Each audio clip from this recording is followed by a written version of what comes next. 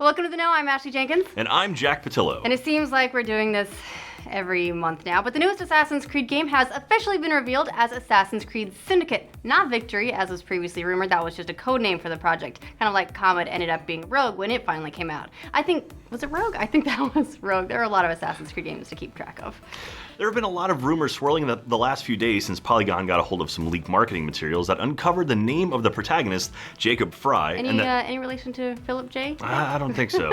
And that the new game takes place in London during the Industrial Revolution. But with the official reveal, we know a lot more now. Yes, according to the game's official description, amidst blossoming conflicts between newly crowned kings of industry and the working class they exploit for all their worth, Jacob will work in the shadows as he climbs to the top of the criminal underground as the head of one of the city's most notorious street gangs.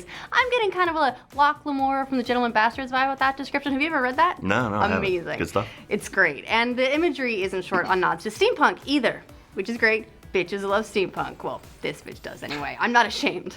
Here's everything we know about Syndicate so far. It takes place in London during the Industrial Revolution, about 75 years after the events of Unity. Jacob gets a suitably more advanced hidden blade that's also a firearm that shoots hallucinogenic darts and a hook shot, which means more ways to traverse London, because nobody actually enjoyed any of that awesome parkour before. So here's a shortcut. Right, what was the franchise known for? Not that. Get up faster. Combat will focus not only on your new arm toys, but melee brawling with a kukri from Nepal. Is that how you pronounce it? Kukri, yeah. And a set of brass knuckles, which is just mean, but you'll get a revolver too, because progress.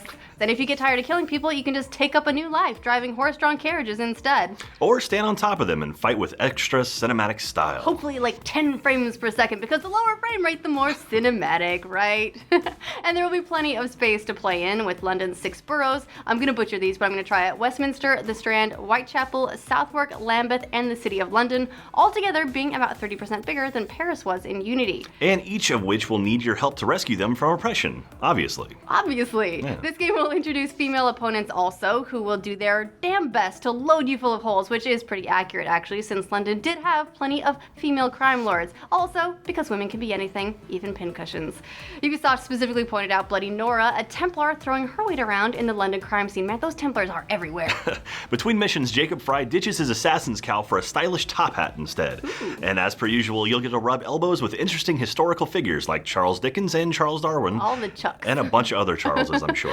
One of the most interesting points is that this game will feature a playable female protagonist in addition to Jacob Fry, his sister Evie. She'll get about a quarter of the campaign gameplay, but you can swap between the two when exploring between missions, according to anonymous leak to Kotaku. Which Ubisoft actually confirmed, so that's great. Oh, there you go. But they're not sharing much more than that not just yet.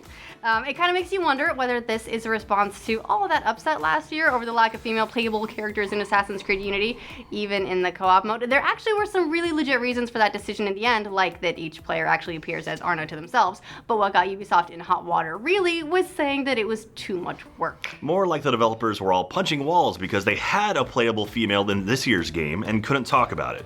Ubisoft says they've been planning this from the start, and last year's trouble had no bearing on it whatsoever, and that they'd already been working on Evie for 2 years already at that point. Even with the lady lumps though, Syndicate has a long way to go to make up for Unity with gamers. That game released last year so buggy and broken that Ubisoft ended up giving away the Dead Kings DLC, which was originally supposed to be part of the season pass. And even though a series of patches did end up bringing the game into a playable state where we could actually enjoy the awesome graphics and everything, first impressions kind of stuck.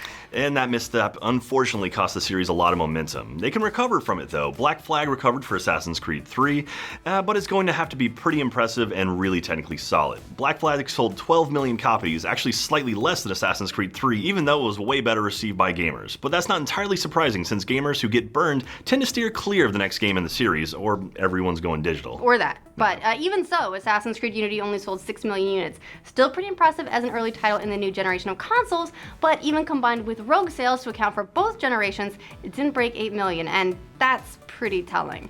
It's also time to worry about fatigue, maybe. Assassin's Creed has become as guilty as Call of Duty of annualization, maybe more, and like Call of Duty, they do have multiple studios working on the franchise, so each game does get several years of development time, but what about us?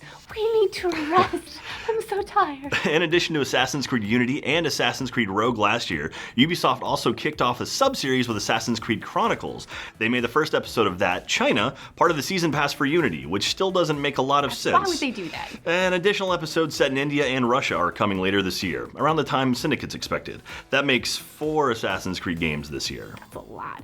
Jack, as Rooster Teeth's resident Assassin's Creed superfan, do you think 4 games in a year is too many? I don't think so, really. I mean, the Chronicles games are a lot shorter, and they're sort of meant to be as little like sub stories within the larger world. So I think having 1 really big game and 3 kind of smaller little chapter stories, I think it works out pretty well in this instance. You don't think they draw any of the attention away from the really big tentpole release? I don't think so. I think it kind of fills in the gaps that maybe kind of the backstories that we don't get as much of in the bigger releases now. Now we can actually go through, kind of get these little smaller individual stories of the different assassins in different areas. And we are getting some really cool settings. I mean, India, China, Russia, those are all really cool and they haven't been explored at all in the main game. So. And then the style is completely different too. It's that sort of Metroidvania side-scroller look to it. And I like that a lot. It looks really cool. Yeah, so look, every time I see a new Assassin's Creed game, I get excited. I'm a little bit wary after Unity, but I'm still excited. It would be nice for them to slow down a little bit, maybe give it a 6-month break, release every 18 months instead. I don't know. The series has been around for 8 years now, and earlier this year, Black Flag lead writer McDevitt noted they were already working on teasing out the next 10 or 20 years of the franchise. I like history, but come on.